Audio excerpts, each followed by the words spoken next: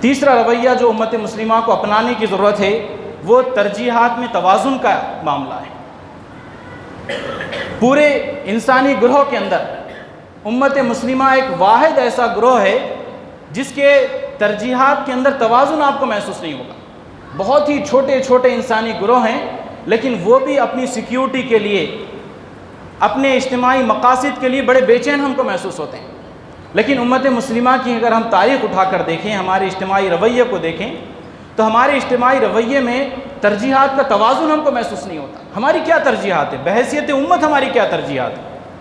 اگر ہم اپنی ترجیحات کو دیکھیں تو ہماری ترجیحات کا کوئی ڈائریکشن ہم کو محسوس نہیں ہوگا کہ ہماری ترجیحات کیا ہے۔ ہمارے پاس جو مالدار لوگ ہیں ان کی ترجیحات کیا ہیں، ہمارے پاس جو غریب طبقہ ہے اس کی ترجیحات کیا ہے، ہمارے پاس جو علم اور فن کے ماہر لوگ ہیں ان کی ترجیحات کیا ہیں، ان سب کی ترجیحات کیا اسلام کی ترجیحات ہیں؟ کیا وہ پوری کی پوری دین اسلام کے لیے استعمال ہو رہی ہے؟ اگر ہم غور کریں تو محسوس ہوتا ہے کہ ہماری ترجیحات کے اندر توازن موجود نہیں۔ ہمارے پاس جو دولت مند طبقہ ہے وہ اپنی دولت کو عیش و آرام کے لیے استعمال کر رہا ہے، اس کے پاس کوئی ترجیح نہیں۔ اس کے پاس جو دولت ایک نعمت کی شکل میں موجود ہے، ایک ریسورس کی شکل میں موجود ہے، اس ریسورس کا امت کو کوئی فائدہ نہیں ہو رہا، انفرادی حیثیت میں فرد کو فائدہ ہو رہا ہے۔ وہ دولت اس کی ترقی کے لیے، اس کی عیش و آشائش کے لیے تو استعمال ہو رہی ہے، لیکن اس کا فائدہ امت مسلمہ کو نہیں ہو رہا۔ جو علم رکھنے والے لوگ ہیں، جو فن رکھنے والے لوگ ہیں، ان کے علم اور فن کا فائدہ خود ان کو ہو رہا ہے یا ان کے ارد گرد موجود چند لوگوں کو ہو رہا ہے، لیکن ان کے علم کا، فن کا فائدہ پوری امت کو نہیں ہو رہا ہے۔ تو یہ ترجیحات کا عدم توازن ہے۔ اس ترجیحات کے عدم توازن سے امت کو نکالنے کی ضرورت ہے، اور امت کو یہ سمجھانے اور بتانے کی ضرورت ہے کہ امت مسلمہ کی موجودہ حالات میں کیا ترجیحات ہونی چاہیے، ان کی ترجیحات کا رخ کیا ہونا چاہیے، وہ اپنے اجتماعی رویے میں کن چیزوں کو ترجیح دیں، کن چیزوں کو پریورٹائز کریں۔ اگر وہ ترجیحی کیفیت ہمارے سامنے ہوگی، پوری امت کے سامنے ہوگی، تو اس ترجیحی کیفیت کے ذریعے ہم اپنے اہداف کو حاصل کر سکتے ہیں، ہم اپنے مقاصد کو حاصل کر سکتے ہیں۔ بوسنیا یورپ کے اندر ایک ملک ہے، وہاں آسٹریا اور ہنگری نے کئی سال حکومت کی۔ اس ملک پر جب بوسنیا پر جب ہنگری حکومت کر رہا تھا تو اس وقت اس علاقے کے ایک بہت بڑے عالم دین نے ایک فتویٰ دیا۔ انہوں نے فتویٰ دیا کہ بوسنیا کے اندر رہنے والے جو مسلمان ہیں ان کو حج نہیں کرنا چاہیے۔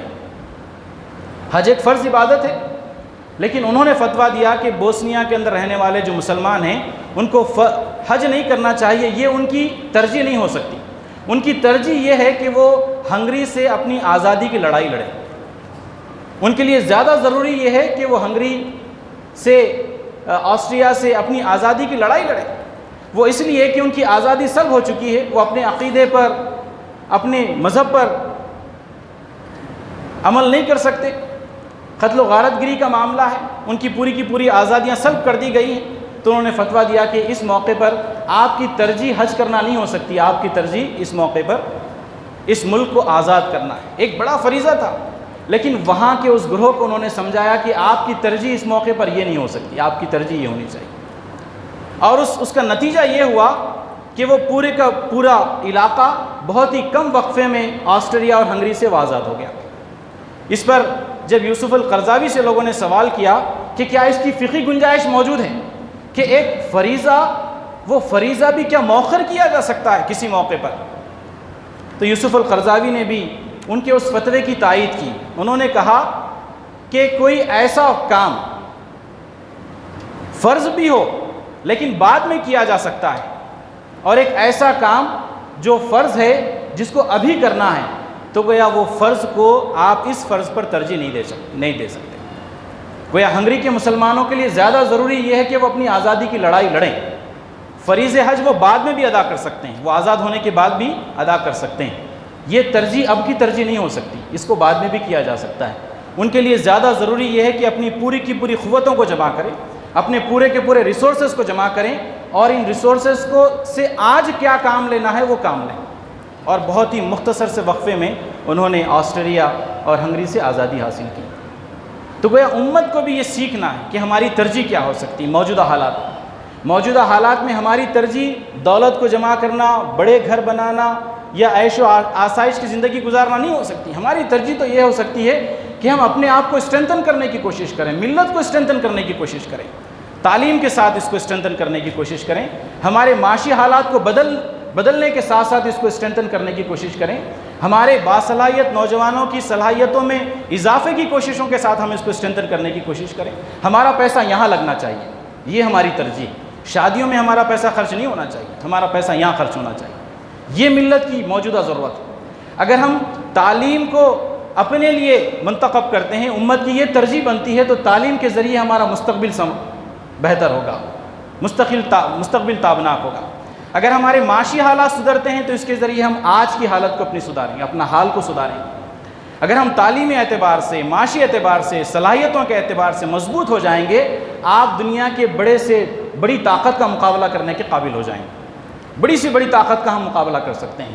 ان ترجیحات کو ہمیں اپنے اجتماعی رویے کا حصہ بنانا ہے کہ ہمارے اجتماعی رویے میں بھی یہ بات شامل ہو جائے کہ ہاں ہمیں تعلیم پر اسٹریس کرنا ہے، ہم کو اسکولز کھولنے ہیں، ہم کو کالجز کھولنے ہیں، ہمارے پاس جو باصلاحیت نوجوان ہیں ان کو ہمیں آگے بڑھانا ہے، تعلیم کے میدانوں کے اندر ان کی رہنمائی کرنی ہے، ان پر ہمیں خرچ کرنا ہے، بے دریغ خرچ کرنا ہے. ہمیں اپنے کپڑوں پر خرچ نہیں کرنا ہے، ہمیں اپنی آسائشوں پر خرچ نہیں کرنا ہے. یہ اجتماعی رویے میں تبدیلی ہونی چاہیے کہ ہم کہاں کریں کہاں نہ کریں، یہ ہمیں سیکھنا ہے. اگر ہم ان ریسورسز کو جو ہمارے پاس موجود ہیں اس کا اگر سلیقے سے استعمال کرنا سیکھ جائیں گے، ہمارا تحفظ ہو جائے گا. ملت کو کسی خیرات کی یا کسی بیرونی طاقت کی بالکل بھی ضرورت نہیں. اللہ تعالیٰ نے ہمارے پاس سب چیزیں رکھ دی ہیں، بس کس چیز کو کہاں استعمال کرنا ہے، یہ فن، یہ طریقہ ہم کو سیکھنے کی ضرورت ہے. اگر وہ ترجیحات کا تعین کرنے کے اندر ہم کامیاب ہو جائیں گے اور اجتماعی حیثیت میں امت مسلمہ اپنے رویے کے اندر اس بات کو لائے گی کہ اسے کیا کرنا ہے، کب کرنا ہے، کیسے کرنا ہے، کہاں اسے اسٹریس کرنے کی ضرورت ہے، یقیناً ہماری ترقی کا سفر شروع ہو جائے گا. ہمیں دنیا کی کسی طاقت سے ڈرنے کی اس موقع پر کوئی ضرورت نہیں ہوگی. تو یہ تیسری چیز ہمیں اپنے اجتماعی رویے کے اندر اختیار کرنی ہے کہ ہمیں اپنی ترجیحات کا تعین کرنا ہے اور ہمیں اپنی ترجیحات کے اندر گویا توازن کو پیدا کرنے کی ضرورت ہے. چوتھی چیز جو موجودہ دور کے اندر امت مسلمہ کے لیے بہت زیادہ ضروری ہے وہ یہ ہے کہ ہمیں اپنی ملت کے اندر ایک مثبت بیانیے کو چلانا ہے، ایک پازیٹیو ایٹیٹیوڈ کو ہماری ملت کے اندر پیدا کرنا ہے. رونے کے کلچر سے امت مسلمہ کو نکالنا ہے، مایوسی کے کلچر سے امت مسلمہ کو نکالنا ہے. آپ اب یہ بحثیں کرنا چھوڑ دیں کہ دلی کے اندر 4 گھر ٹوٹے ہیں، یہ بحثیں کرنا چھوڑ دیں کہ کہیں پتھروں سے کسی کو قتل کر دیا گیا. ان بحثوں سے ہمارا کوئی لینا دینا نہیں. گویا 4, 8, 10, 12, 1, 2 ہزار مسلمانوں کے قتل سے، ان کی شہادت سے امت کا کوئی نقصان ہونے والا نہیں. 10, 12, 20, 50 گھروں کے گرنے سے امت مسلمہ کا کوئی نقصان ہونے والا نہیں. اپنے آپ کو اس بیانیے سے ہم نکالیں، اس نگیٹو کلچر سے اپنے آپ کو نکالیں. اگر ہم اس نگیٹو کلچر کا شکار ہوں گے تو اس کا نتیجہ یہ ہوگا کہ مایوسی کی کیفیت ہمارے اندر پیدا ہوگی، ڈر کی کیفیت ہمارے اندر پیدا ہوگی. اور یہ فیئر پالیٹکس ہی ہمارے جو مقابل لوگ ہیں وہ چاہتے ہیں کہ امت ڈر کر رہے ہیں. وہ پوری امت کو ختم کرنا نہیں چاہتے، وہ یہ چاہتے ہیں کہ 1-2 مثالوں کے ذریعے پوری امت کو ڈرا کر رکھا جائے، پوری ملت کو دبا کر رکھا جائے. اگر ہم خود ان کے اس بیانی کا شکار ہو جائیں گے کہ کہیں سے کوئی ایک ویڈیو آ گیا، کہیں سے کوئی ایک ٹویٹ آ گیا، اسی کو ہم پورا کا پورا وائرل کرنے کے اندر لگے ہوئے کہ مسلمانوں کے ساتھ ایسا ہو، مسلمانوں کے ساتھ ایسا ہو، اس رویے سے ہمیں اپنے آپ کو علیحدہ کرنے کی ضرورت ہے. اس نگیٹو بیانیے سے ملت کا کوئی فائدہ ہونے والا نہیں، بلکہ اس کے ذریعے ملت کے اندر خوف پیدا ہوگا، اس کے ذریعے ملت کے اندر ایک نگیٹو ایٹیٹیوڈ پیدا ہوگا. اس سے نکل کر ہمیں ملت کے اندر ایک پازیٹیو ایٹیٹیوڈ کو پیدا کرنے کے لیے ایک مثبت بیانیہ ہم لوگوں کو بتائیں کہ امت مسلمہ بس محض چند ان حادثات سے ڈرنے والی قوم نہیں. اس کی 1400 سالہ ایک تاریخ ہے. اس تاریخ کے اندر بہت سارے بڑے بڑے واقعات موجود ہیں. اس کی تاریخ یہ ہے کہ اس کے 313 لوگوں نے ایک بہت بڑے لشکر کو شکست دی. اس کی تاریخ یہ ہے کہ اس نے بہت ہی کم وقفے کے اندر دنیا کے بڑے بڑے علاقوں کو فتح کیا. اس کی تاریخ یہ ہے کہ اس نے محض چند سالوں کے اندر 3 بڑے اعظموں پر مشتمل بڑی بڑی سلطنتوں کو اس نے قائم کیا، اس نے چلانے کا کام کیا. یہ مثبت بیانیہ ہم سے. اور ہم ان حالات کے اندر، اس پوری کی پوری مایوسی کی کیفیت کے اندر امت مسلمہ کے لیے جو پازیٹیو چیزیں ہمارے سامنے آئی ہیں وہ پازیٹیو چیزیں ملت کے اندر بتائیں. کہ آج ایسا نہیں ہے کہ امت کے اندر سب کے سب نقصان کے فیصلے امت کے ساتھ ہوئے، نہیں، اس دور کے اندر امت مسلمہ کے لیے بڑے بڑے بہترین فیصلے بھی ہوئے، ہمارے لیے بڑے اچھے حالات بھی ہمارے سامنے آئے، ایسے حالات پچھلے 100 سالوں میں امت کے سامنے نہیں تھے۔ محض 3 واقعات میں آپ کے سامنے رکھوں گا، اس پر غور کریں۔ آج سے 20-30 سال پہلے اجتماعی معاملات کے اندر مذہب پر بات کرنا مشکل تھا، یورپ کے اندر بات کرنا مشکل تھا، ہمارے اپنے ملک کے اندر بات کرنا مشکل تھا۔ لوگ یہ کہتے تھے کہ سیکولرزم ہونا چاہیے، اور سیکولرزم کے بیانیے کے اندر مذہب کے لیے کوئی گنجائش نہیں تھی۔ مذہب کے لیے محض اتنی آزادی تھی کہ وہ آپ کا پرائیویٹ معاملہ ہے، آپ کی انفرادی آزادی، نماز گھر میں پڑھیے، آپ کی جتنی تقاضے ہیں وہ پورے کے پورے انفرادی حیثیت میں آپ کر سکتے ہیں۔ اجتماعی معاملات میں مذہب کی کوئی اجارہ داری نہیں ہو سکتی، مذہب پر بات نہیں ہو سکتی، گویا اجتماعی معاملات سیکولرزم کے حوالے ہو جائیں گے۔ لیکن آج آپ دیکھیں پوری دنیا کے اندر ایک ڈی سیکولرزم کا کلچر پروان چڑھا ہے۔ آج سیکولرزم پر کوئی بات نہیں کر رہا، سب مذہب پر بات کر رہے ہیں، مذہب کے معاملات پر بات کر رہے ہیں۔ سیکولرزم پر بات کرنے والا ایک بھی مفکر آپ کو دنیا کے میں محسوس نہیں ہوگا۔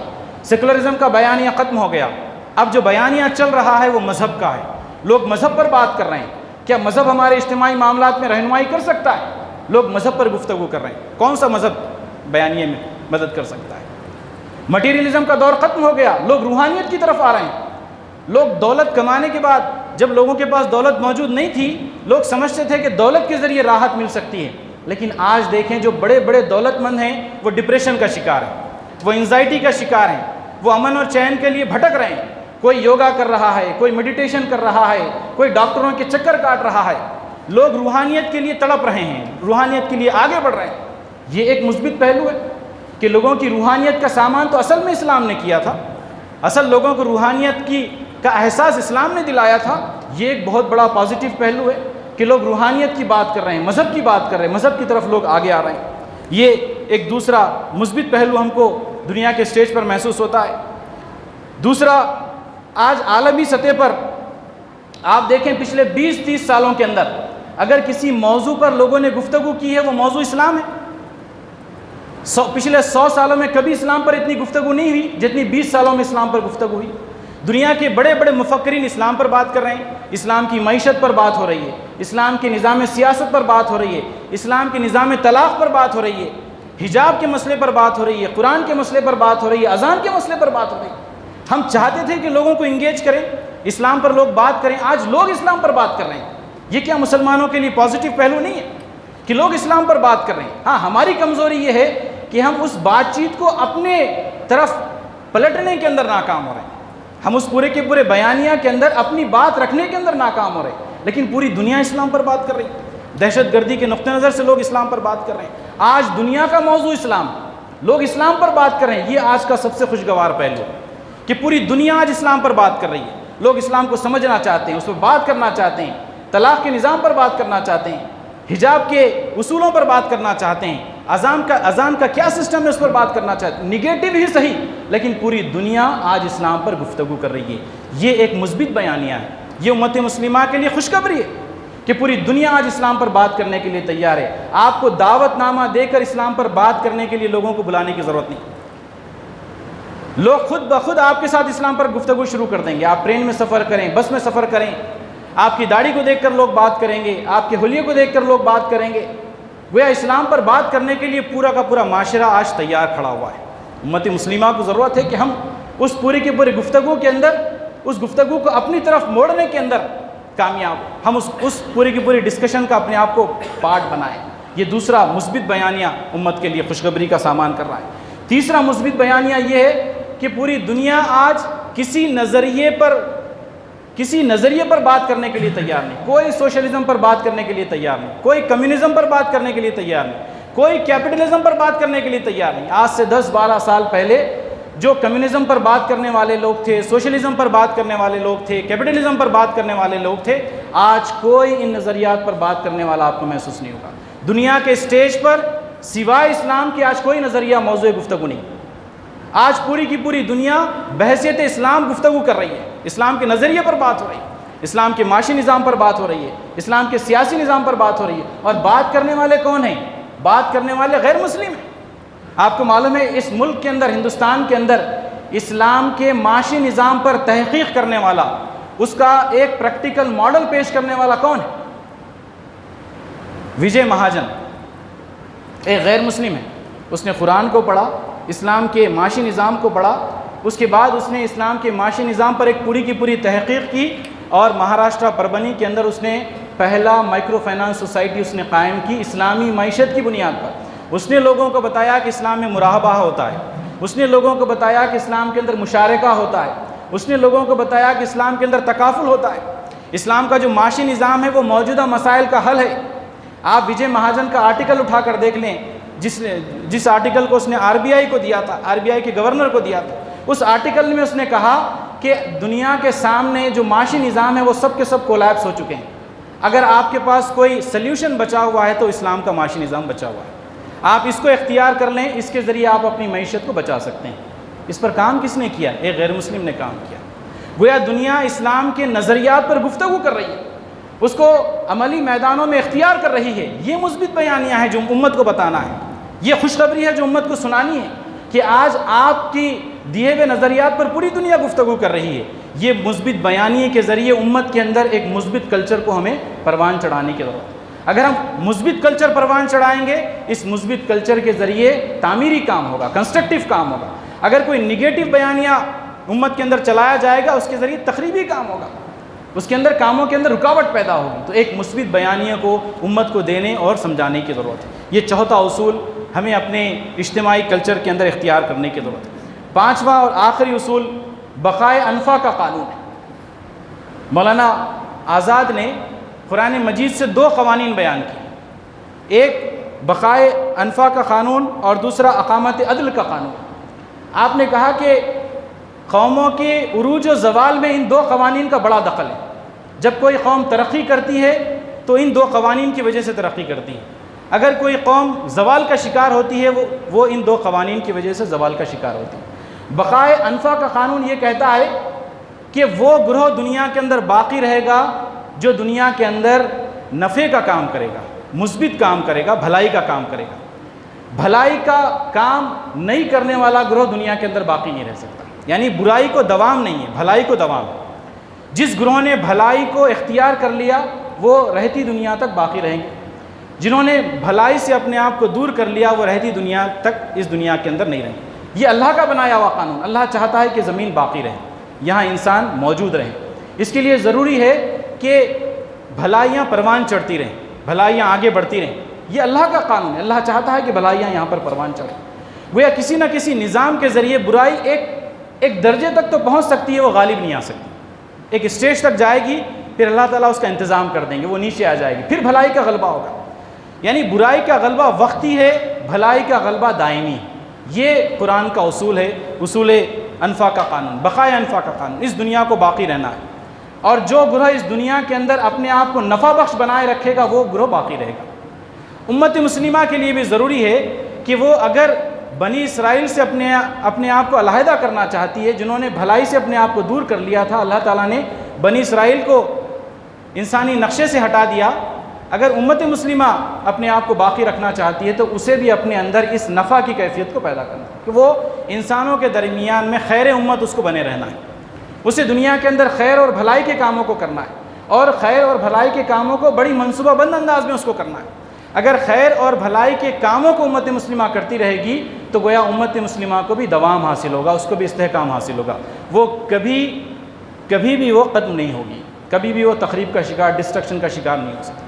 تو گویا امت کا دوام اس میں ہے کہ ہم اپنے آپ کو خیر امت بنائے رکھیں، اور خیر امت بنائے رکھنے کے لیے امت مسلمہ کی پوری اجتماعی کلچر میں اس رویے کو ہمیں اختیار کرنے کی ضرورت ہے کہ ایک اجتماعی گروہ کی حیثیت میں ہم تمام انسانوں کے لیے نفع کا سامان کرنے والے لوگ بن جائیں، پورے انسانوں کے لیے ان کے مسائل کا حل کرنے والے لوگ بن جائیں، ان کے محسن بن جائیں، ان کے دوست بن جائیں، ان کے مسائل میں ان کا ساتھ دینے والے بن جائیں. تو گویا امت مسلمہ کو بھی دوام حاصل ہو جائے گا. دنیا میں بڑے بڑے گروہ ہمارے سامنے آئے. منگولوں نے اس بات کا اعلان کیا کہ امت مسلمہ کو پوری طرح سے قتل کر دیں گے. منگول ختم ہو گئے، مسلمان باقی رہے. ہٹلر نے کہا کہ تمام یہودیوں کو قتل کر دوں گا. بہت طاقت اس کے پاس موجود تھی. ہٹلر ختم ہو گیا، یہودی آج بھی دنیا کے اندر باقی رہے. دنیا کے جتنے ایسے واقعات ہیں آپ اٹھا کر دیکھ لیں, یعنی برائی نے وقتی طور پر غلبہ حاصل کیا, اس کے بعد وہ برائی ختم ہو گئی, بھلائی اپنی جگہ باقی رہی. تو آج بھی جو سخت حالات ہیں امت مسلمہ کے لیے یہ وقتی ہیں, اس کو دوام نہیں ہو سکتا, یہ حالات ختم ہو جائیں گے. ہم چاہیں نہ چاہیں ان حالات کا اختتام ہونا ہے. دنیا سے ہٹلر چلا گیا, منگول چلے گئے, بڑی بڑی طاقتیں اس دنیا سے چلی گئی. آج بھی جو طاقتیں امت مسلمہ کے لیے چیلنج بنی ہوئی ہیں یہ سب وقتی ہیں, یہ سب چلی جانے والی ہیں. امت کو اس پر توجہ دینے کی ضرورت نہیں ہے. امت کو اس پر توجہ دینے کی ضرورت ہے کہ ہم کیسے خیر امت بن سکتے ہیں. ہمیں خیر امت بنے رہنا ہے. ہم کو دوام چاہیے اس لیے کہ ہم نیکی اور بھلائی کا کام ہمارے پاس ایک اجتماعی حیثیت میں امت مسلمہ اس دنیا کے اندر ایک بھلائی کا, خیر کا کام کرنے والی امت بن کر رہ جائے. اگر امت مسلمہ نے اپنے آپ کو خیر امت بنانے کے اندر وہ کامیاب ہو جاتی ہے, اس کو استحکام ہو جائے گا, اس کو دوام حاصل ہو جائے گا, اس کی ترقی یہیں پر پوشیدہ ہے. دنیا کے اندر ایک بہت ہی چھوٹا سا گروہ ہے یہودیوں کا, جن کی آبادی محض 0.2% ہے دنیا کے اندر, لیکن آج وہ پوری دنیا کے اوپر ان کا غلبہ ہے. ایک بہت ہی چھوٹی اقلیت, 0.2% اقلیت ہے. پچھلے 100 سالوں کے اندر جتنے نوبل انعام دیے گئے 138 نوبل انعام اسی چھوٹی سی اقلیت نے حاصل کی, اور مسلمانوں کو محض 5 نوبل انعام ملے. تو آپ دیکھیں کہ انسانوں کے لیے اگر کوئی خیر امت رہا تو وہ گروہ بنائے, اور اس وجہ سے آج پوری دنیا کے اندر ان کا غلبہ موجود. ایک چھوٹی سی آبادی نے 135 نوبل انعام والے لوگوں کو پیدا کیا, انسانوں کو کنٹریبیوٹ کرنے والے لوگوں کو پیدا کیا, انسانوں کے مسائل کو حل کرنے والے لوگوں کو اس نے پیدا کیا, اور امت نے محض 5 لوگ, اور ہماری پوری کی پوری آبادی کا محض 0.8% وہ ہوتے ہیں.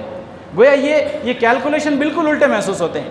0.2% ایک آبادی ہے جس کی حصہ داری 20% ہے, اور جس کی آبادی 20% ہے اس کی حصہ داری 0.8% ہے.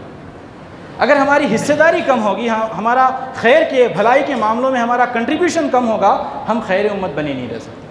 یقیناً ہمیں نقصان کا سامنا کرنا پڑے گا. ہم استحکام کی لڑائی لڑیں گے, ہم اپنے تحفظ کی لڑائی لڑیں گے.